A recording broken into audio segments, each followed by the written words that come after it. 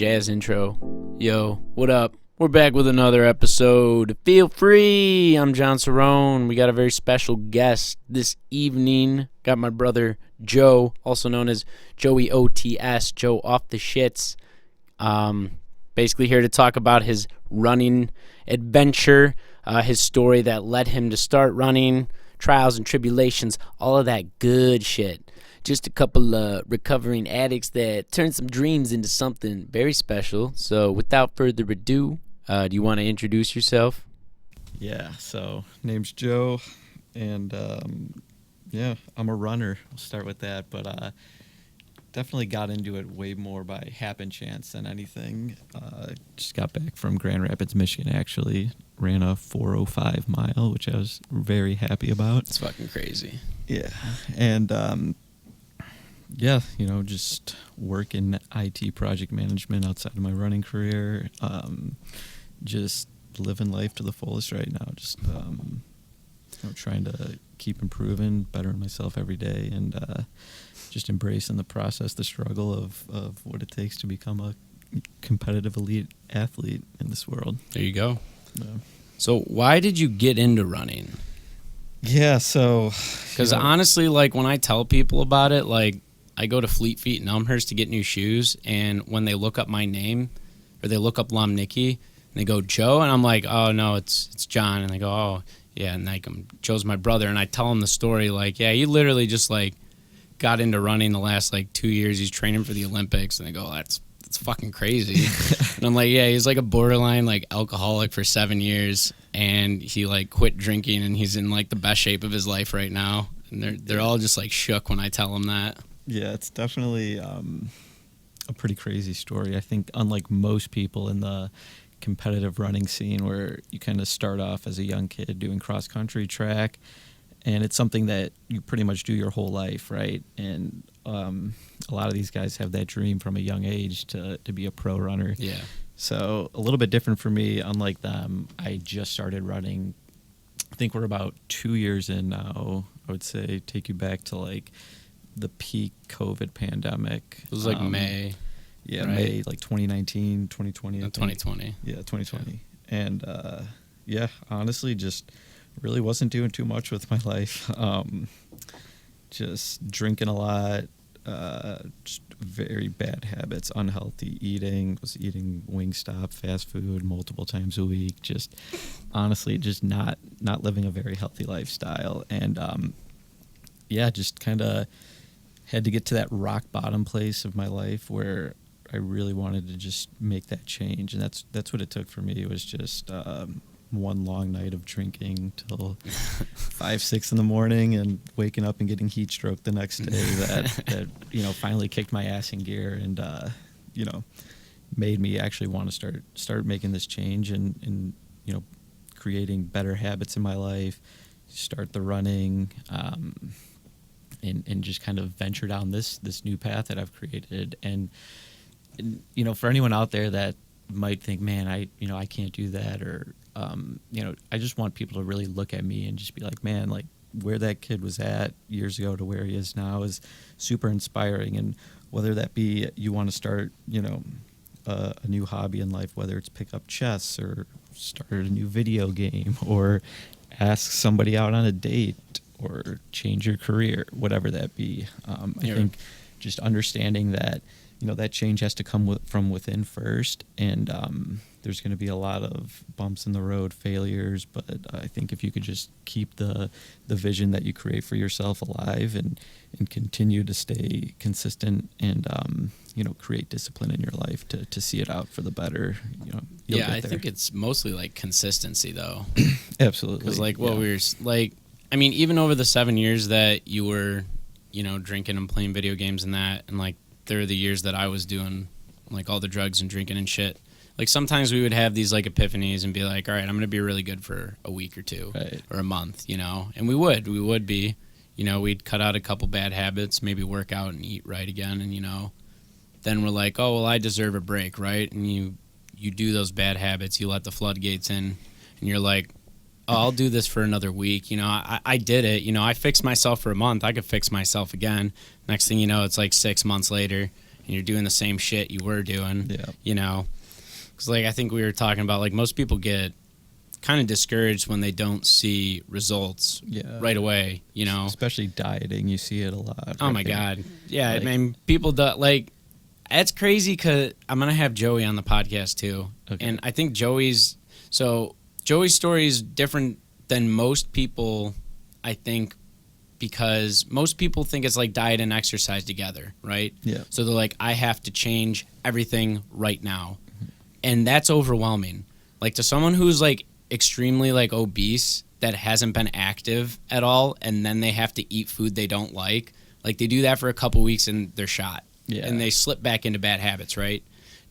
With Joey's case, he like just stuck to the diet for a year and he was just resilient about it, right? Like he worked out here and there, but like he just stayed strict on the diet and changed his life in a year. Then he got into the gym. For you, it was like, yeah, you stopped eating like shit here and there, but like you really just like went full force into the running. Yeah. Right. So it was like a consistent change on a day-to-day basis. Yeah. And it really stemmed from, like I said, just going back to those long nights drinking during the pandemic, not really doing much with my overall health, just feeling terrible about myself, to then making this change and being like, you know what, I want to see like what I can actually create as a runner. I've always wanted to get into running on like a competitive level, and I'm going to really see what I can become with this. And it literally just found me, like that thought just kind of, it's always been there. It took a little bit digging out for it to actually, surface and show itself. So, but you were also pretty athletic your entire life. Yeah. Like, that's kind of a disclaimer for anyone listening. It's like, you were literally like a 3-sport athlete, right? But it wasn't really like I think you did cross country in grade school. Okay. But like as a young kid, and then high school and college, no running at all, but I did lead conditioning all the time. Was always, leading the conditioning, loved the running aspect of basketball and conditioning and football and whatnot. But no, so yeah, taking you back to getting into the running then. And I just remember I ran my first mile. It was my first day, like getting into running. I was like, I'm going to try I want to just see what it's like to be sober for 1 year. I'm going to, get my shit together and really just, start grinding here, right? And so I remember lacing up the shoes, getting out there and running a 7:18 mile. And my God, to this day, it was still the hardest mile I've ever ran. It was so bad. I mean, I remember I was dry heaving. No, I didn't throw up, but just on my hands and knees, huffing and puffing after, just literally like that irony blood taste in your mouth, and you're gross. like, and I'm just like, man, I miss this, right? It's like, it wasn't this disappointing, like, geez, look how much of a shell I am, which, like, obviously it's a little discouraging running like a 7:18 mile like that, right? I mean, but to you. But yeah, for me, like, right? And looking at it now. Well, there's people out there listening that like, damn, 7:18, like, fuck. And I was like, just so excited, like, man, I'm going to, like, I miss this. I'm going to really get into it, right? So we were helping mom and dad build this pool deck in the backyard. Ah, shit, yeah. Me and buddy Josh, and told him I was getting into running. He ran track at Loyola. Oh, so here's the bet, right? And I was like, yeah, I'm running like 7-minute miles or so, but I could be better than that. I could break a 5-minute mile. And he's like, dude, there's no way you could break a 5-minute mile if you're only running 7-minute ones. And I'm like, all right, like, let's bet on it. I love betting. And so we made a bet on a round of golf, and I was like, all right, we have to put a time stamp on it because you can't just give me like too much time. I'll easily do it. He was like, I know in his head he was probably thinking like 3-4 months or something like that. I was like, give me 4 weeks and I'll do it. And he kind of laughed, dude, there's no way in 4 weeks. Wait, did he do 6 weeks or 4? No, it was 4. I had been running for 2 weeks already, yeah. But so yeah, I remember we made it for, last day of July was the race day, and 4 weeks go by, and I remember that's when I really just started to come into my own with looking everything up training wise, like how to, effectively train, because I didn't know shit what I was doing about running. I was doing these static stretches. I wasn't like dynamically stretching or warming up my legs. And even the workouts I was doing for that month were honestly probably the least efficient workouts you could do as a runner. Yeah, but it was looking all at what I'm doing now. It was all you knew. Yeah, right? and yeah, we had a huge crowd of people come. I think we had 15, 20 of our friends crazy. and family come out. And that was during COVID too, yeah, right? During COVID. And yeah, we did it. We ran it in 4:51, and it was just a great feeling. Just being able to actually shave off that much time and really inspire and show people hey, look at what I just did in this month 4 span, weeks. right? Yeah. I literally flipped and changed my life, and I was like, you know what, I'm not going to stop there.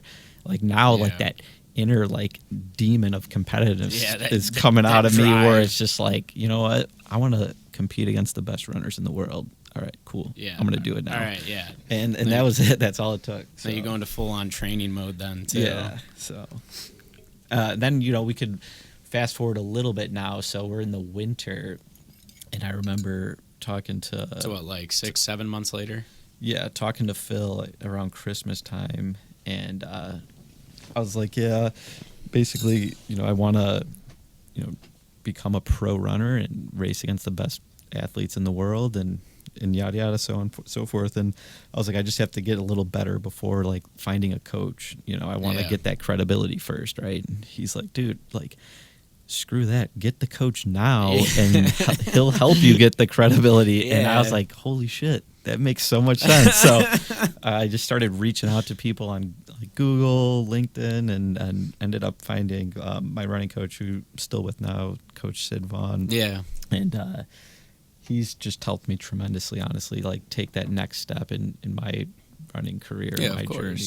I think when I started working with him, my best mile time was, I think, 4:45-ish, right? And now we just got back from Michigan with a 4:05 mile. So you placed first in that meet, right? Yeah. That's fucking crazy. Yeah, because you're literally running against 21-year-olds.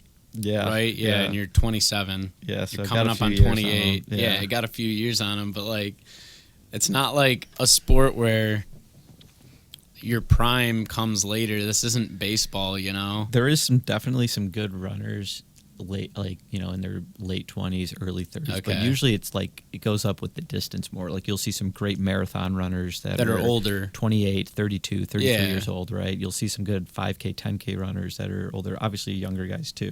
Yeah, but for the sprinters or shorter distances, it's usually younger guys, right? Yeah, you see a lot of younger guys. I mean, I think you still see a lot of guys in their mid to late 20s also. Okay. That's plus the way I look at it is I had a lot of years off when I was drinking and doing a lot of drugs and stuff. So I think I've got a lot of good good leg power saved up. Yeah, that's true. So that's the way I look at it now. But no, he's been instrumental in my success as a runner, and just how I approach the training every week, and really just how we go through our training cycles. Like I said, I had shit idea what I was doing with running. I was just going out and running a couple miles here and there, every day, and not really knowing that, oh man, you should only be doing harder workouts 2 days a week and easier runs 4 days a week, right? Yeah, for your body. Yeah. Recovery. So for me, I was just going out on the track maybe 3 or 4 days a week and sprinting around the track a few times, and then being done for the day, right? So yeah, he's been amazing, and just really just telling me why we're doing this work, explaining, what the benefits of this workout are, and then, being able to just continually adapt and change and try and figure out what best suits, our needs as we, work together and, become more comfortable with each other.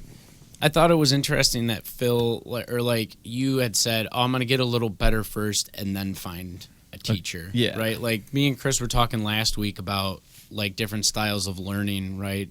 Formal education and stuff. And we were just saying some people can learn on their own, right?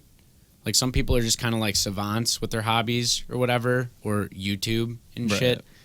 I think having a certain sense of humility and just accepting somebody's knowledge can literally make you learn something so much quicker, Yeah. And like I said, with the humility part, it's you're already vulnerable because you understand I don't know what I'm fucking doing, right? Mm-hmm. And then you go and find someone who does know and sees the potential in you, and it's a total game changer. Yeah, it really is, honestly. And I think that's just like great life and advice in general. And I learned that through a few business coaches of mine that taught me from a young age in my early 20s that, like, you know, if you ever want to achieve something in life, like, you should seek out people that are where you want to be. If you want to learn something new, right? You know, seek them out and then just get in their back pocket and learn everything you can about what they know. Yeah, of and then course. formulate your own things from that, right? And use Yeah. your own creative mind to then Put your own work twist on together it. and you know, do your thing, right? So I think learning that really has helped me a ton with the running, because it's like, you know, just trying to understand why, like, oh, why are we doing this workout on this day, or why this, right? And then just like becoming so infatuated with the process itself, because the dream's cast, the vision's there, right? Like, I want to compete against the best runners. I want to be the best runner that I could be. And I think just it's helped my overall relationships, my energy levels every day, how I interact with people. I mean, it's just my you as an career, individual, though. right? Like, Yeah. you have purpose now. Yeah, like that fulfillment and that purpose is there. Now I want to just show people that, and I want people to see that in me, and then they can find it in themselves. Yeah. You know Well, what I mean, you had that competitive nature for those 7 years you were drinking. It was just league, right? Yeah, playing video It was games, just playing video going out games. to the bars, Yeah. just, you know. I mean, like, the going out to the bars and the drinking, like, on a very psychological level, you can almost view that as competitive, because you're almost like competing with yourself. You're like, yeah, I'm gonna see how fucked up I can get and Yeah, still be right. like coherent to Yeah. get home or to talk to people, or like you're almost like facing yourself. Like, Yeah. I bet I can get drunker than you. Right. You know, It's like, I remember, like, during the heat of the pandemic, it was just like, okay, I'm pretty much getting like a 30 rack of Miller High Life every like 2 days. yeah, you were And just crushing them. Me and Mark would come by and we'd, you know, play some video games or pass the time, whatever. But next thing you know, you're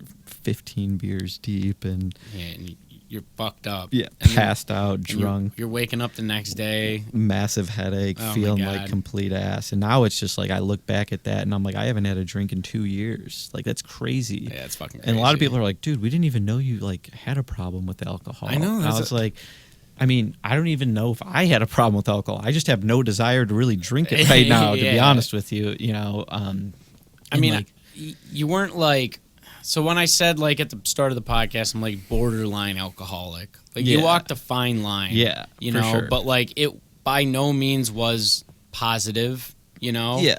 And like, I think alcoholic people are just like, oh, you need to have a drink every day. Like, listen, I know people that have a couple beers a day. You Yeah. know, they're not like the healthiest people, but they're happy. They work their jobs, and they seem to be living a pretty fulfilled life. Yeah. Like, when I say alcoholic, I mean, like, literally someone who has to drink in order to find a reason to live. Yeah. And I don't think that's positive. No, like, I think absolutely that's not. very negative, you Yeah. know? yeah, for me, it was definitely having fulfillment in other things. I think I was a very casual drinker during the weekdays, you know, 2-3 beers, maybe watching a game with dad, whether it's Cubs, Bulls, whatever. Right. Yeah, but then going Watching a into sporting event. going into your room and playing. Yeah, then play some video games or whatever, and then weekends it was just like going out, bars, like I said. Yeah. all doing a bets lot of are that. off. And like looking back at it now, it's just like there just wasn't really much like drive there is what I'm saying. There wasn't like I wasn't like chasing after anything. Like my No. whole life I was so freaking ambitious, man. Like Yep. just literally was like wanted to be the best at whatever I was doing and just figure out like ways to just continually get better. I remember like, you know, as a kid, basketball practice and, you know, you're just busting your ass trying to, you know, improve upon your skills, right? And then you get back home and there's 6 inches of snow on the driveway and I'm out there shoveling the driveway just so I can shoot around some more after practice. When everyone else on the team's probably at home, you know, playing Pokemon or Something. what have you. Like for me, I was just like, I'm back out on the driveway. I'm shooting around. I'm taking 1,000 more jump shots just because like that just inner desire to always get better. And like now I've unlocked that. Now I think about that in everything that I do, not just the running now, but with my career and with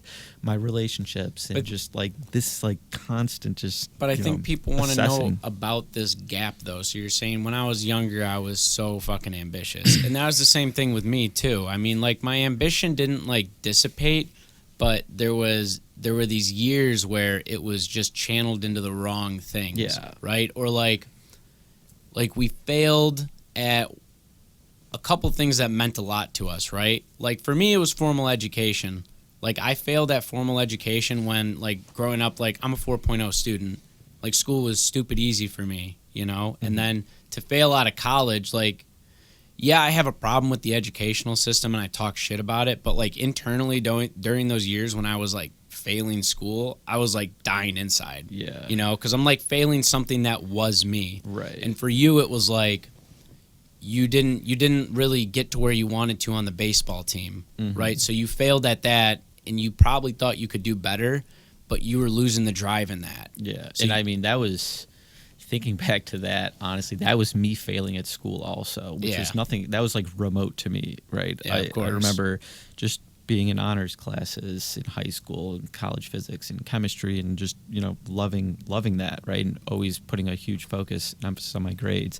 Then you go away to college, and it's like all bets are off, right? Yeah. Like I'm not living at home. I can go out and party, And right? it was and crazy. do whatever. It's crazy because Yeah. you and Kath were literally like 15, 20 minutes from home still, Yeah. and you're like, all bets are off Right. now. Like, just because you're not living at home. Just because I'm not living, I don't have to answer to anybody. And that was just a recipe for disaster for me, honestly, because I remember freshman year college, baseball coach came up to me and he's like, yeah, you're going to be a huge part of our team this year. Like, we're going to use you a lot. And I remember that got me so freaking excited. I was like, hell yeah. Like, Yeah, you you're know, stoked. I was getting close with all like the upperclassmen on the team and stuff. And then vividly remember like a month later in fall baseball, coach is like, hey, Joe, brings me up to the office, you know, your grades aren't looking too good. Like, what the hell's going on? And I'm just like, oh yeah, I just, you know, have a couple papers I got that are getting turned in. They should be fine.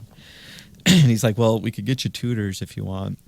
Like, you know, we want you got to be eligible, man. And I'm just like, nah, I got it. It's all right. Right. And, and just ended up just pretty much doing jack shit all of freshman semester, the first semester. Right. And, I remember telling mom and dad, like, hey, they're going to redshirt me this year. Not going to play. They want me to get like a little stronger. And they were like, oh, okay. And I'm like, yeah, it just means I get an extra year of eligibility. Yeah. And that was a big lie. I couldn't face the fact that I was ineligible and couldn't play, right? So I was like, fuck it, I don't want to deal with it right now. I'm just going to lie and just figure it out later. Deal with it later. Just looking back, just a terrible mindset to have. Because it came back to bite me that summer. I remember getting a call, just mom crying her eyes out, like, you need to get up to Coach Smith's office right away. And her and dad were sitting up there with the pitching coach, head coach, and fucking A, buddy. They were just like, why don't you tell us what happened, Joe? And you know, had to face that lie, and that hurt. That really hurt me and cut me deep. But you'd think you'd learn from something like that, right? I'm just like, I'm gonna get better. I'm gonna be eligible next year, sophomore year. I'm gonna fuck the partying. You know, yeah, I'm gonna get healthy. And it just got worse. It was just like, well, I'm gonna party some more. And yeah, right. And then that, like, I didn't really even think anything of it. I was just like, well, whatever. I just don't really have any aspirations to play baseball in college. I don't really have any aspirations to like finish going to school. But I ended up going to community college and just like kind of going through the motions in that. There wasn't really much anything there, though. You know, I was just doing it because I was told to. Yeah, so to and you're speak. just kind of putzing around, you know. Yeah, exactly. And so I think like there was this huge disconnect, probably from like the age of like 18 to like 25. 25, yeah. Yeah, those years, span, like, and especially like from that like 21 to like 24, 25 range, right? Where there was no ambition, there was no drive, there was no dream that was being cast to like to follow something. I think one thing that I try and tell a lot of people is like,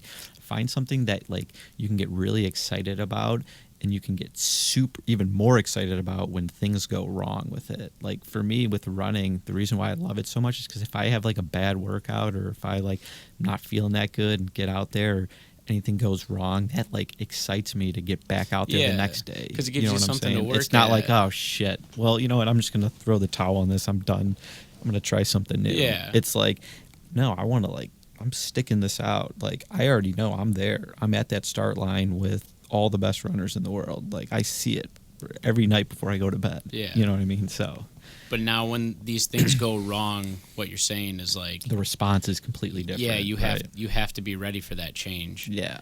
And like being able to stay resilient or adaptable, right? So most like we were talking about before we even started the podcast, like we were already like having a podcast in here without even fucking recording it.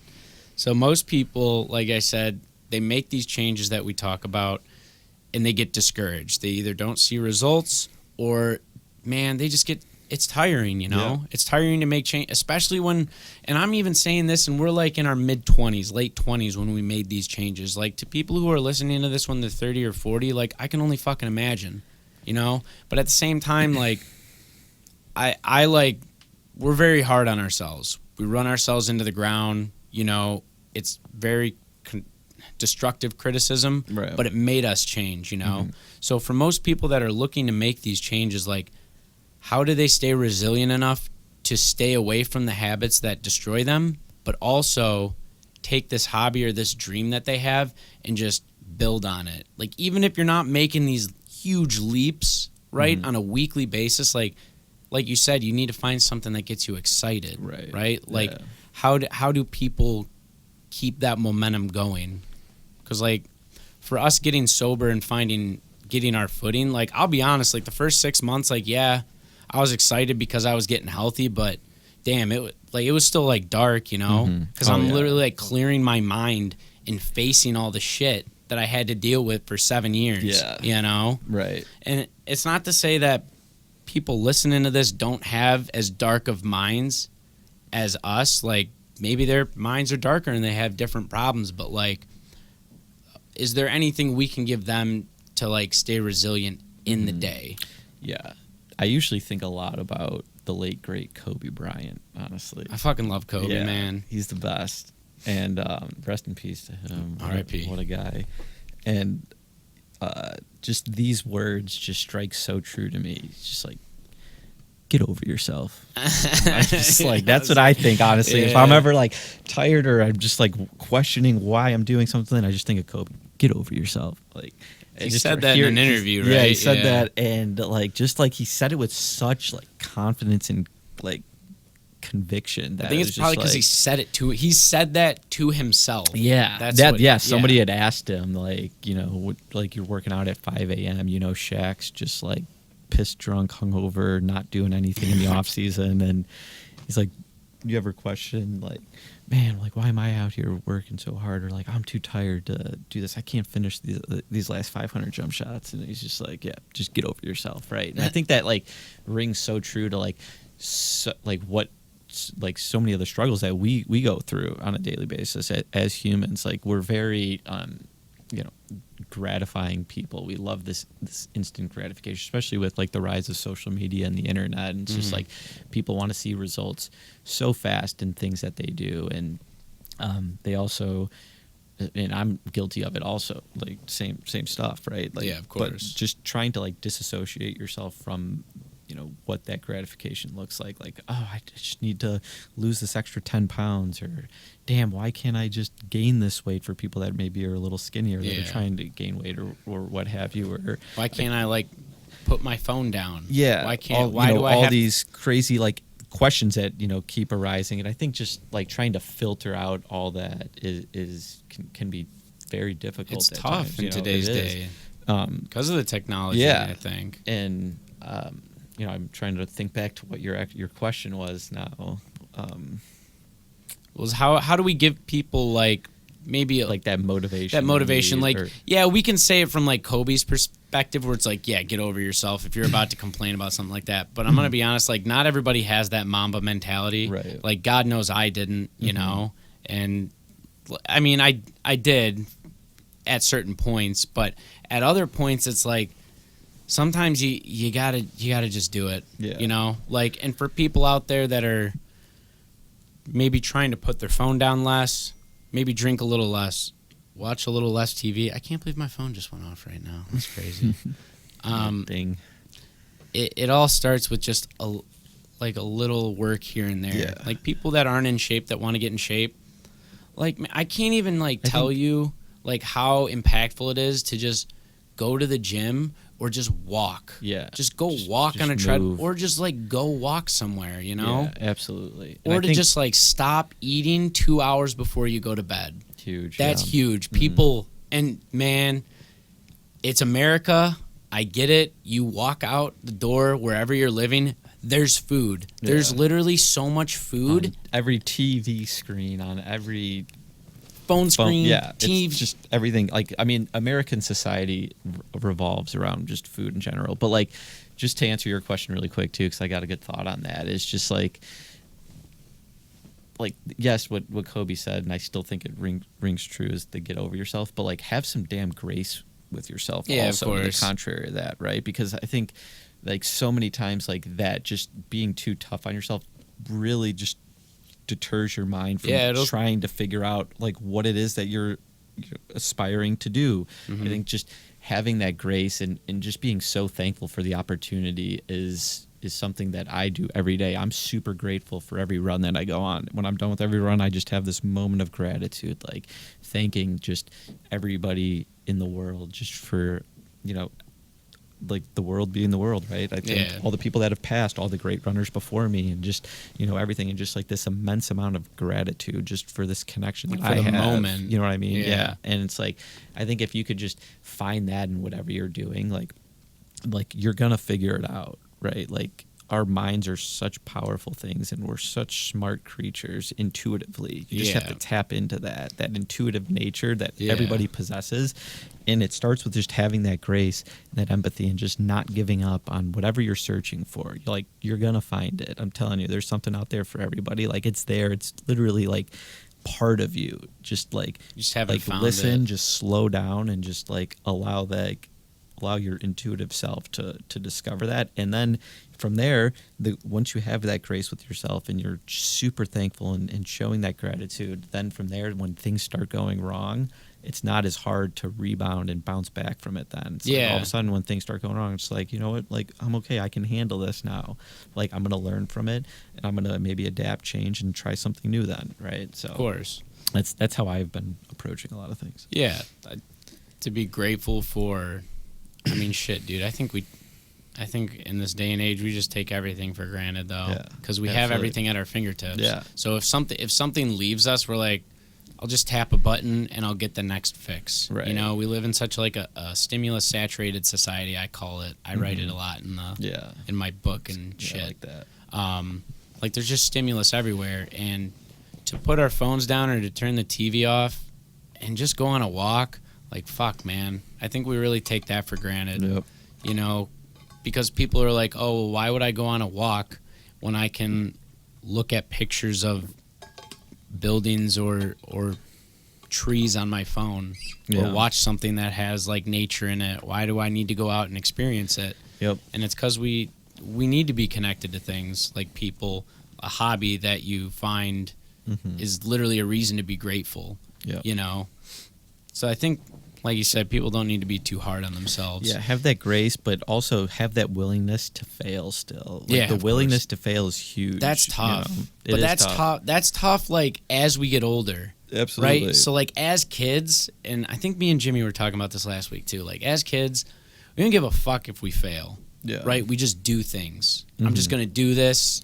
Hobbies, whatever. I'm gonna be a fireman. That didn't work out. I'm a fucking astronaut now. Like I'm gonna go play soccer. I'm not too good at that. I'm gonna go play baseball. I'm pretty good at that. Or I'm gonna play video games or like chess or whatever. Like, you're growing up and you're doing all these things and you don't care what you're failing at because you're on to the next one, right?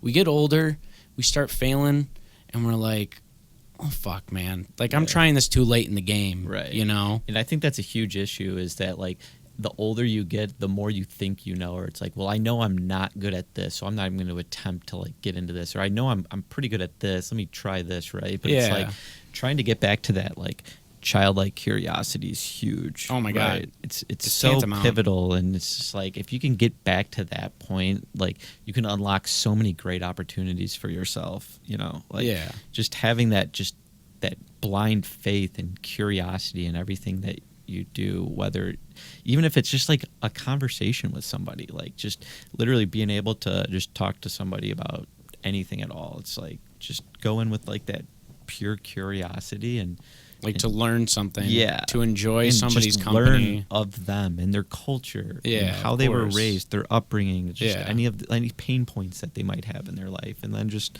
try and comfort them, address them, and just love them and accept them for who they are, you know. Yeah, but I think we need to. Well, I mean, you're talking about that, and it's like we need to take down these walls. Yeah. Not even the wall, like the walls with people, so we can fully express like our gratitude for them, but the walls within ourselves, you know.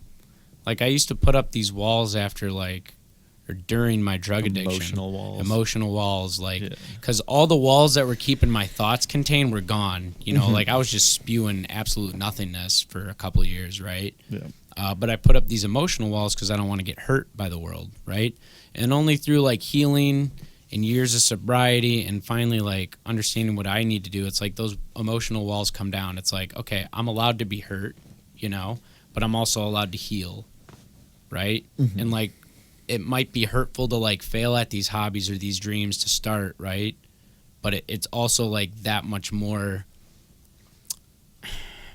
exciting when you're fixing it, when you're just when you have something to go for. Yeah, it's right? like nourishment for the soul. Exactly. Yeah. So what would be next on your plate then? You got the 4-minute, 5-second mile. Yeah. You know?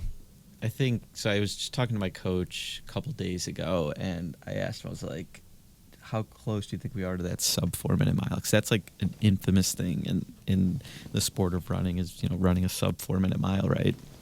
And he kind of reined me in nicely. He's like, yeah, honestly, like you're right there. Like your workouts are right on par with like sub 4-miler workouts. Like it's pretty hard and crazy to run a sub 4-minute mile. Like you got to have the right conditions, the right field, you know, running field competitors in there, and you know, a lot of things have to go your way for that. But he's like, one thing that I think we've done really well is we've worked together is we haven't really focused so much on the time, and I think that's totally true, especially when you look at like the competitive running scene. A lot of it's just so centered around what times you run, and like one of the reasons why I want to get into it is just to show people it's not really about those times. Like, is it very important to run a super fast time? Absolutely. Like, yeah, you know, the sport of running is very black and white. If you run this time, you're this good. If you run this time, you're this good. Like, you can get into this race, which has all these great runners if you run this time, right? So a lot of these, you know, elite runners just chase these times, and they're like, okay, well, I have to run this time to qualify for the USA Championships. I have to run this time to qualify for the indoor championships, this, that, and other, right?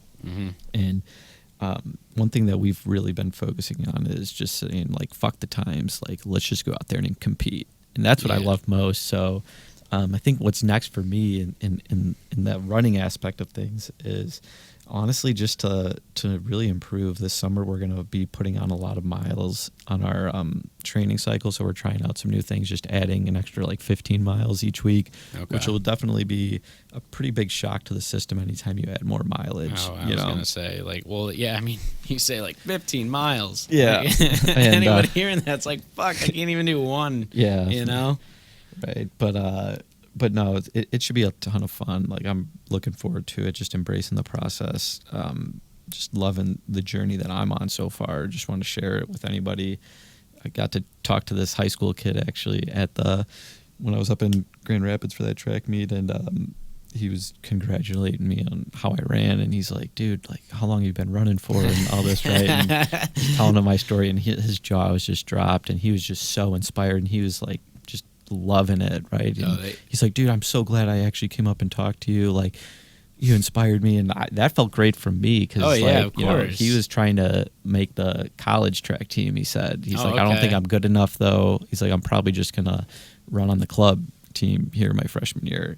And you know, I just straight up told him, I was like, hey, don't sell yourself so short. Don't think like, oh, I'm not good enough to make the team. Sure, the coach might not see it in you right now, but I promise you, if you have a vision and a dream that you're going to run track at this college, like, you'll get there. You might run on the club, like you said, but like, do everything in your power to just continue to improve and get better. You have to do it though. Yeah. You know? that action is huge. The action side of things, like you could talk and say things all you want. Like I think we could going back to just like the drinking, and for you've been sober for a few years now, right? I got 3 now. Yeah, 3 years. Congratulations on that. I That's actually huge. just hit my 2-year of no nicotine on Monday too. Nice. Yeah, Very nice. That was tough. Yeah. Yeah, it's fucking crazy. Yeah, because like the whole. You could say like, oh, I'm gonna stop drinking today, or I'm gonna, and I remember you would, buy a pack of cigarettes and then break them in half after smoking one of them. Yeah, it's like, dude, like all 19, I would have smoked those. right, man. like all 19 of them. But I needed to have that action of me beating it. Yeah. I'm like, dude, future me is gonna thank me for this, right? And it happened. I was finally able to do it. Being all talk is one thing, but voicing those things out loud, we voice those things that we want to change. And we almost feel like we did it already. Yeah. Right? Like for 7 years, I talked about I'm going to get sober and I'm going to inspire people to change their lives. Right? Whether that was through my rapping or my writing or my dancing. Like I talked a big game about wanting to be this pinnacle of health. Right? And in the process, I destroyed overall well-being. Yeah, and I just destroyed myself, though. Right. So like we can talk all we want about how much we want to change, but sometimes you just got to shut your mouth and do it. Exactly. Fuck. You just got to just straight up do it. Like that's why running kind of found me, because it's something I've always done, even in my mind. That's what I've been telling people a lot lately, is that like physically always been a great runner. Love to run, like we talked about earlier, in all the sports that playing growing up. But like on the mental side of things, I've just always ran in my mind. It's crazy. It's just like I remember as a kid, if I was ever like stressed out or like something bad would happen, I would just run away from it. I just like close my eyes and just run, like in my mind, like I'm just running, or like have a bad dream, just always running, right? And it's just like this constant just like move, like I just gotta move, like as long as I'm moving, I'm like at peace, and like I just feel so much better about myself when I'm just in motion, and that's just what it is for me. Like obviously it's going to be completely different for somebody else, but it's like as long as you can find that, like just like align yourself to it and just embrace it, love it, enjoy it, and you'll just have so much more inner happiness and peace about yourself. Like I feel like so many people are just like so on edge nowadays. You know what I mean? It's just like maybe if we all just took a nice deep breath together and everyone just calmed down and just like that's what it's about. I think when we we started like smoking, right? We started smoking weed. I wasn't really a big weed guy growing up. Loved it. I was all about it. Yeah, you're all about it. And then like got into college, and like I remember saying this like 10 years ago, like, man, if everyone just like calmed down and like smoked a joint, and like just chilled out, like maybe we would be a lot more at peace. And now I think that now 10 years later, and I don't have like a disdain for pot, but I do feel like there is a way that we can come to like some type of peace without it, and like I said, the stimulus saturated society, right? Like we have all this fucking stimulus all the time. I think like shedding those layers of need, like I need this now, right? Like I need to be drinking something, sipping something, watching something, scrolling something, clicking something. Like I think it's death by distractions. Yeah, exactly. It's just like, how can I just like distract myself and just literally go through each day and just like, make enough money to pay my bills, and then just go on a vacation here or there, and just live out the next 10 to 20 years of my life like a blob of an individual. It's tough, but it's like I don't want to like come in here and tell people how they shouldn't live. It's like that's your decision, but like make sure it is your decision, and you're not like just unconsciously going through the motions and just living this mundane life because this is just how it is, right? It's like no, don't settle for that. You're worth so much more than that. Yeah, of course. But we forget about that. Yeah. Like I said at the start, the educational system, like I've got a gripe with the educational system, and I'm actually going to have Lisa on to talk about it too. A lot needs to be changed about that. like between all these man-made institutions just crushing people's dreams. Yeah. Just like if you didn't fit the mold of a genius, you can't chase that dream. Yeah. And if you're not like pretty enough, you're not going to chase that dream. If you're not this, you can't chase that dream, right? And that's what you're told the whole time growing up. And like if you say anything outlandish, like metaphorically, like your friends, your family, your peers, the whatever, these man-made institutions, they'll roll your eyes. Like maybe sometimes people are like, I want to just weave baskets. Yeah. I want to weave the best damn baskets that this world has ever seen. You can't do that. Yeah, exactly. It doesn't fit into the marketplace, right? Yeah, you're not going to make enough money doing that. And there's so many parts of the human ego that are so fragile, right? That it's just like, when you take enough hits to it, eventually you just start, thinking that you're worth nothing, or that this, like I was saying, this is just how it is, and it's just like, I just want people to understand that, like, don't ever settle for nothing more than what the best that you can create in your mind. One of the cool things about being human is that, like, we can dream and aspire to things, and you can, literally create your own life how you want to see it, right? Yeah. And it's like, when you actually start unpacking that for what it is, it's like, holy shit.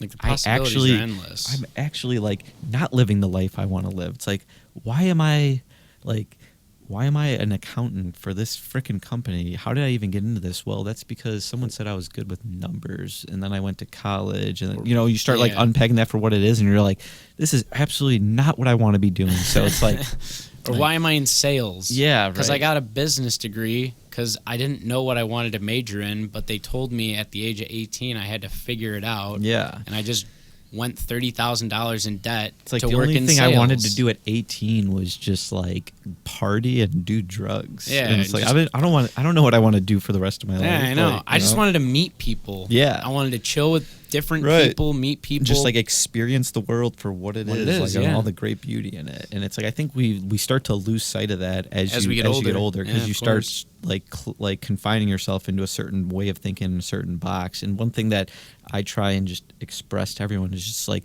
continue to always figure out new avenues and ways of thinking, acquire new knowledge, just listen and with your whole heart, and truly try and experience the world and other people for what they are, and just like love and accept it. And like, there's going to be so much more greatness to come then, because like, you're starting to live a life that's like from like a purpose-driven life.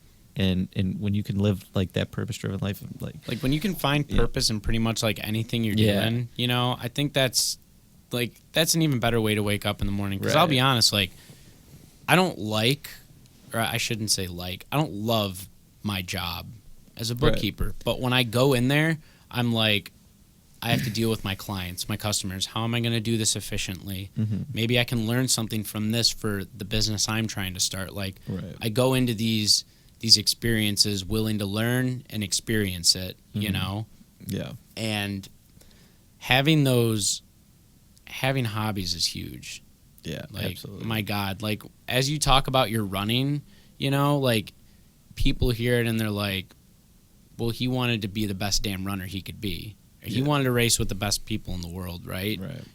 But that's how it just starts as something. It almost starts as just like a challenge to yourself, right? Yeah. So like, for me, it's like with the writing, obviously, like I still write raps and like I practice my freestyle, and I'm not really doing the producing, but I write like my books now. Like, I'm working on publishing books. Also, another hobby that it's not as extreme as you're running, but like, I get excited about basketball, being able to play it, like at the end of the day, like even on days where I'm not playing fives with people, like tonight between 8 and 10 o'clock, like I'm probably going to go there and do dribbling drills. Yeah. Like, I'm just going to dribble. Like, play in the game of basketball. Exactly. And I don't make any money off of it. I'm literally just going to do something because I enjoy it. And I don't want people to like misinterpret, like, oh, wow, well, this guy Joe, he's just like batshit crazy in the head. He's like a freak athlete and wants to race against the best athletes in the world. Like, that's like, no thanks. I don't want anything to do with that. It's just like you don't have to have like that like crazy of an aspiration, like, oh, like I want to like play basketball, like you said, like doesn't mean Like, you I have just to go to the NBA, like Yeah, by any exactly. means, but it's like just the fact that you're playing the game, like you can find so much joy and Like, passion I just want to in get that. better at it. Yeah, you know? just to like just go into like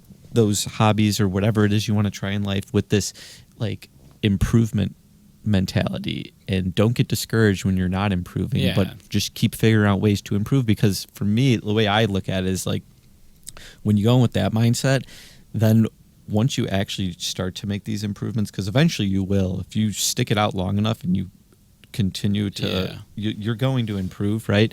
Like that's where like that joy and happiness comes from my perspective. Might not from somebody else's, but that's where I find it, is like when I see that tangible improvement. Yeah, and that's what we were talking about in the middle, about how to stay resilient. Like sometimes people don't see the results, right? Like sometimes after 2 months of dieting and working out, people aren't seeing, they don't look like the fucking Marvel heroes they see in the movies. Like, why don't I have washboard abs and I'm just completely shredded, you know? Like, well, just go to the store, aisle 6, it's on the shelf there, just rock solid abs, just, you know, pick it up at the store. Right. And get at your local Whole Foods. Yeah. But we don't get those results, No. like how we think, and people get discouraged. And it's like, I've been drilling my sobriety for 3 years now, right? Like, it's a daily thing. Yeah, it's a day-to-day, you know. Like, and I can only venture. imagine how some people got, like, at the start of COVID. Like, my heart goes out to, like, any of the alcoholics or, like, drug addicts that just, like, picked it up again because COVID hit 2 years ago. Right. Like, that's, like, detrimental, you know? Yeah, especially when you think, like, holy shit, what's going on in the world? Like, you know what? Fuck it, I'm off the rails. Exactly. I'm getting some booze and But I'm drinking. Yeah. I actually took that moment. Like, I'm a year into my sobriety at that point. No, I'm not. I'm fucking 10 months in. Not even a year. And that shit goes down. And I don't know what clicked in me, but I'm like, I'm going to get in the best shape of my life. And I was weighing like 150 pounds at the time. I had weighed 150 pounds for 6 years, right? I gained like 25 pounds of muscle. I just like worked out during COVID in this little fucking room right here. Like, I got different just dumbbells and shit. Like, and I was just going at it in here. And it felt great, probably, right? Yeah. It was like, it felt great. Like, I had something to work towards, you know? But, like, losing that drive, like, because of COVID, or, like, not seeing, like, tangible results in, like, your sobriety or your health, like you said, like, people need to be a little easier on themselves. Yeah, just have that grace and that understanding that, you know, things will get better as long as you allow them to. Yeah, of course. But and also, like, you got to stay resilient. You got to put in the work. It's got to be consistent. There's got to be that discipline and consistency. You know, that's what I tell myself every day is like, you know what? I don't give two shits if some people have been running since they were 5 or 6 years old and they've had this dream to run in the Olympics and, you know, compete against the best people in the world since they were 5. It's like, I don't think it's the duration of the dream that matters. It's the consistency and discipline that you exhibit and your willingness to see it out for better or worse each and every day. And it's like, each day that I lace up the shoes and get out there is like that mindset of I'm chasing down complete and utter greatness. Of course. And that's the contract I've signed with myself, is just to be the best runner I can be and just be the greatest ever. So that's a hell of a contract. Yeah, that's I mean, that's not even salary either, man. That's literally just like you wanting to run. Yeah, that's a fucking hell of a contract. Yeah, that's what it is. So you got a game tonight too, right? Yeah, playing some baseball first time in a couple of years. Got a few weeks off of running. We're taking a break, so gonna go huck the rock around a little bit. Gonna go throw a couple innings and nice, just kick it. Yeah, hell yeah. I mean, I think we did a really good job on this podcast tonight. People got a little glimpse of why you started running, how to stay resilient. You know, not getting down on yourself. Yeah, it was fun. I think, you know, just want to hope we inspired some people out there to of course get their butts off the couch and get moving. Yeah, I mean, whatever it is. Whatever it is, you know. Yeah. Fuck, man, put the phone down. Turn your TV off. Yeah. There'll be more to come, though. We'll get a little better at this. So we appreciate everybody tuning in tonight. I'm not going to cut this so short like last time because my bladder almost exploded when I was sitting here with Jimmy.